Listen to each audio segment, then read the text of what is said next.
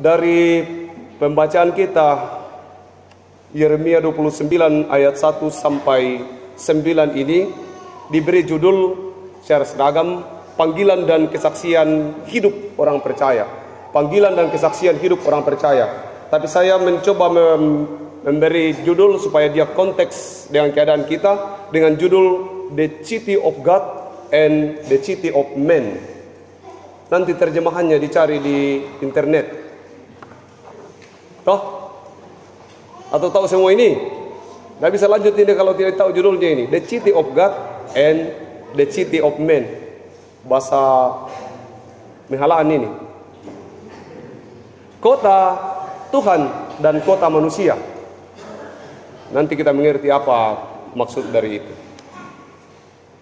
Jemaat yang dikasihi Tuhan, supaya tidak berat ini khotbah, karena dia kalau panggilan dan kesaksian hidup orang percaya itu berat. Kita perkecil dalam konteks kita, Tobada. Pertanyaan pertama, Tobada ini untuk kita Babel atau Kanaan? Dengar dulu pertanyaannya. Tobada ini, Tobada, atau memuju tengah, taruhlah tapi terlalu besar, kita sebut saja Tobada. Tobada ini Babel atau Kanaan? Betul lah. Sepakat toh, satu kampung kita, satu kelompok ini kita mengatakan Tobada ini adalah Kanaan. Titik di situ. Yang kedua, itu baru pertanyaan pertama. Pertanyaan kedua,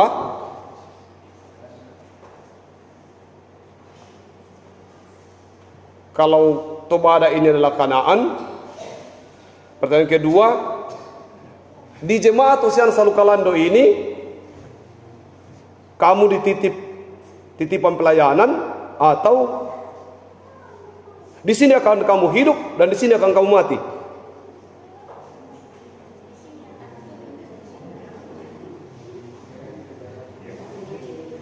Malam-malam kalau tadi Kanaan, wah Kanaan. Di sini akan hidup dan mati. Di sini akan hidup dan mati. Tuh gampang-gampang susah dijawab.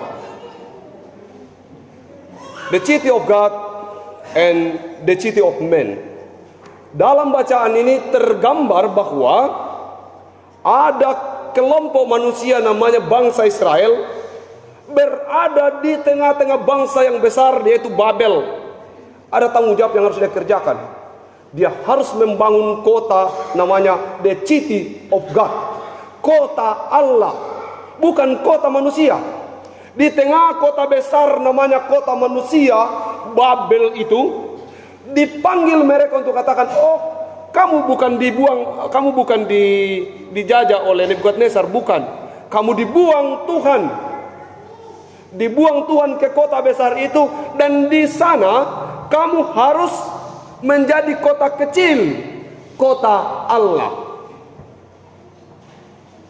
Itu kita bisa bayangkan namanya dibuang. Oke lah, kita sepakat sekarang bahwa kita bukan dibuang ke Tobada, tapi kita sudah mengatakan bahwa Tobada ini adalah Kanaan. Nah, dengan begitu yang dibuang saja ke Babel disuruh apa? Kalau orang dibuang biasanya dibilang, tidur lagi saja, tunggu sampai kapan kita pulang. Karena ini bukan kampung tak. Tidak apa-apa, Anda usah bikin apa-apa di sini, apa-apa Ji. Nah, kampung tak kita di atas.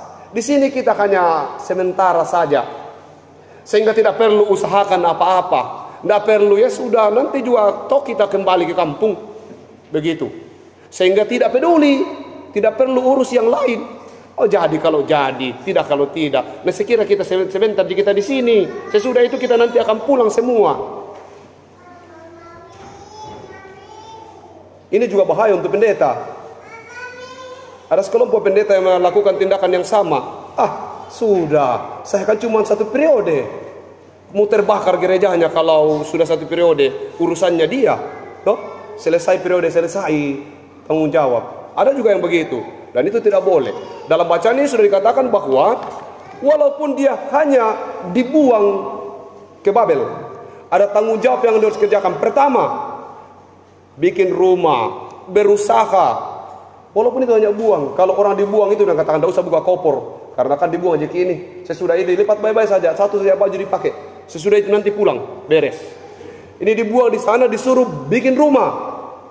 Kasih kawin anakmu. Beranak cucu bertambah banyak. Jangan sampai kamu berkurang.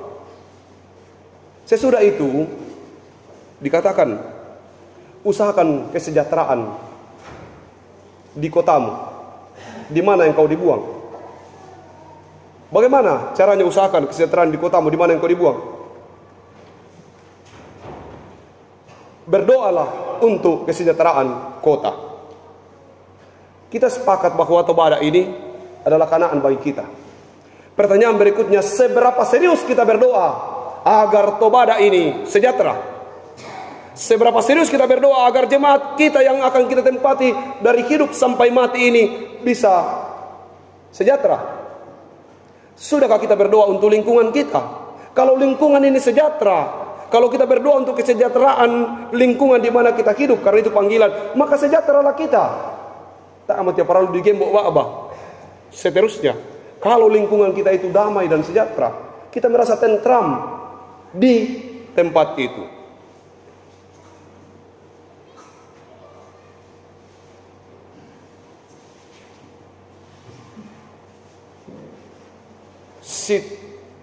City God, kota Allah.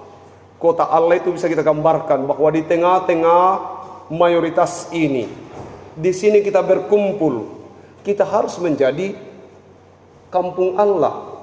Kampung ini harusnya dibuat untuk kemuliaan bagi nama Tuhan, bukan untuk manusia. Persekutuan kita buat untuk kemuliaan bagi nama Tuhan, bukan untuk manusia. Harusnya kita berpikir bahwa biar kita dijepit orang kiri kanan, kita harus tetap menjadi kota Allah. Orang di sini lihat, oh Tosarani, orang Kristen di sana. Tapi bagaimana lagi? Hari Minggu kita ketemu dengan warga jemaat yang pergi berondolan. Bagaimana kita mau menyebut diri kita sebagai kota Allah di tengah-tengah Kanaan, di tengah-tengah Babel itu? Kita sudah menjadi serupa dengan Babel. Kita diizinkan kawin mawin, boleh bikin rumah, berkebun, buat yang lain sebagainya. Tapi satu tugasmu, kamu harus tetap menjaga kekudusan sebagai umat pilihan. Wah, lebih parah lagi bahwa ternyata di antara itu kemudian muncul nabi-nabi palsu. Ya kalau kita sekarang ya tentu nabi palsunya bagaimana? Sama siantia, toleh bama gereja, toleh orang yang pergi gereja dan tidak pergi gereja. Itu sesat dan itu ajaran nabi palsu. Langsung kanker kalau ada mengucapkan begitu. Itu sangat berbahaya. Sama siantia, leba ki gereja nanti leba gereja. Itu ajaran sesat dan kasih tahu ke orang yang mengatakan itu bahwa Anda adalah nabi palsu. Ungkapan-ungkapan begitu ungkapan yang sangat tidak boleh diperdengarkan. Karena itu kompromi. Memang pada realitasnya, tapi tidak boleh. Kita harus tetap konsisten bahwa di tengah bangsa besar ini, di Babel, kita diutus Tuhan ke sini. Tuhan yang buang bangsa Israel ke Babel. Bukan dijajah oleh Nebukadnezar, tidak. Tapi Tuhan yang buang. Kenapa? Tuhan tempatkan dia di sana supaya menjadi bangsa yang punya pengaruh terhadap bangsa besar itu. Bukan untuk serupa dengan Babel. Tidak.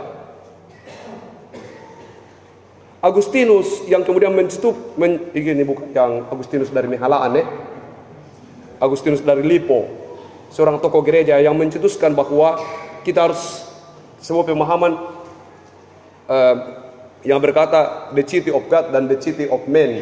Dia katakan begini, kita harus membuat kota Allah di mana orang Kristen berkumpul. Harusnya dia mendesain tempat itu sebagai kota Allah, kampung Tomak Dewata, kampungnya orang bertuhan.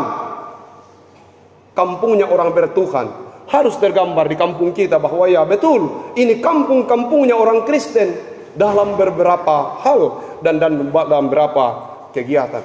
Bagaimana kita mau kemudian, kenapa kita kemudian tidak menjaga citra kampung kita?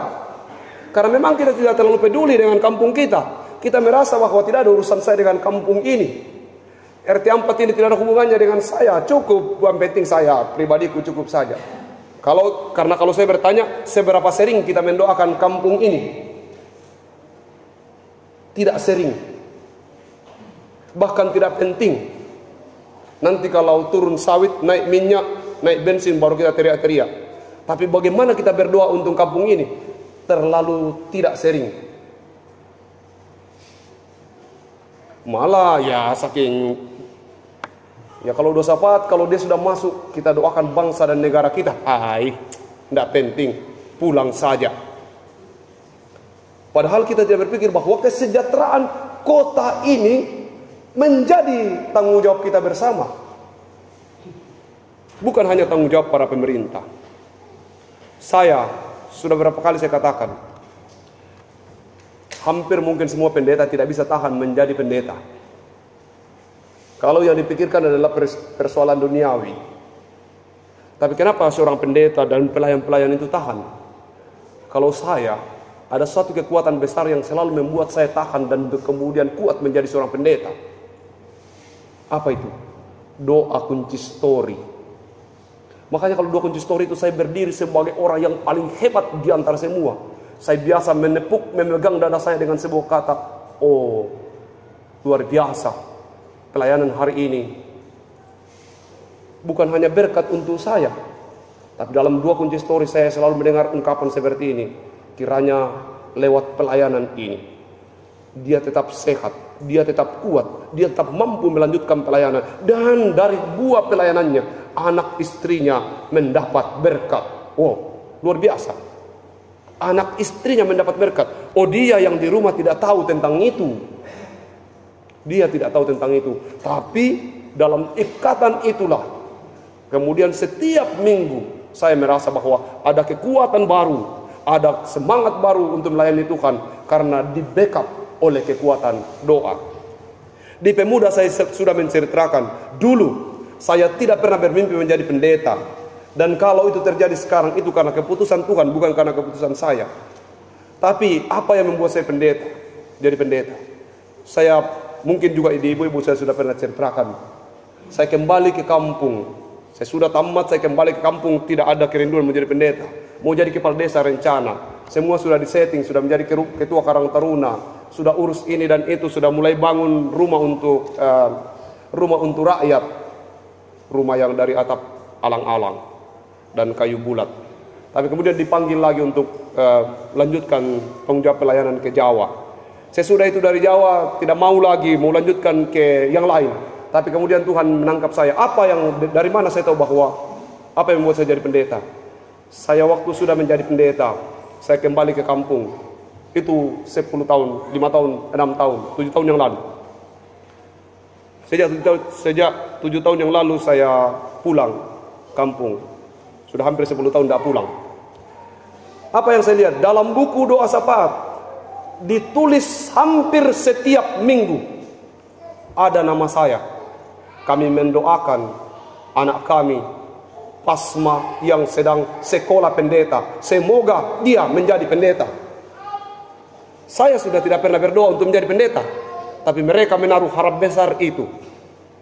Dan itu yang kemudian saya yakini secara pribadi membackup saya, mengawal perjalanan saya. Doa itulah yang kemudian menuntun saya untuk berdiri di tempat ini. Untuk itu Bapak Ibu, teman-teman semua, mari semangat berdoa. Hanya satu yang bisa merubah dunia ini, hanya doa. Kalau Anda sudah tidak mampu lagi berbuat apa-apa kepada seseorang untuk merubahnya, berdoalah. Karena kuasa doa itu mampu mengubah segalanya. Jemaat yang dikasihi Tuhan, mari bersama-sama kita mulai sepakat sekarang bahwa kita ditempatkan Tuhan di sini untuk menjadi berkat. Sekecil apapun itu, kalau itu berkat, bagikan kepada orang lain. Sekecil apapun itu, entah karena uang 2.000 yang jatuh, atau entah karena orang bertanya di mana rumahnya A, beri penjelasan yang baik. Ada uang 2.000 jatuh, siapa uang jatuh? Sekecil apapun itu, kalau itu mau menjadi berkat, kerjakan. Tuhan menolong dan memampukan kita. Akhirnya kita kembali kepada judul renungan kita, panggilan dan kesaksian hidup orang percaya. Itu tadi, mari kita bersaksi di sini. Kita jadikan lingkungan kita jadikan jemaat kita ini sebagai kota Allah. Kota Allah, bagaimana menjadi kota Allah? Ketika orang sudah melihat bahwa ini memang lingkungannya orang Kristen, kampungnya orang Kristen ini, terbukti dari bagaimana mereka hidup dan juga dalam perjumpaan dengan orang lain. Kita harus mulai mempertontonkan bahwa kami itu orang Kristen. Di hari-hari tertentu tidak bisa beraktivitas untuk aktivitas-aktivitas yang tidak prinsip. Memang ada waktu untuk Tuhan, dan memang kalau hari raya memang kami harus libur, karena demikianlah kehidupan kami sebagai orang percaya. Ini pergumulan serius di kaum Bapa. Semoga Tuhan memampukan kita semua membentuk kota Allah. Kota Allah dimulai dari rumah, lingkungan, dan tentu kita tunjukkan secara serius dalam persekutuan kita. Selamat bersaksi. Amin.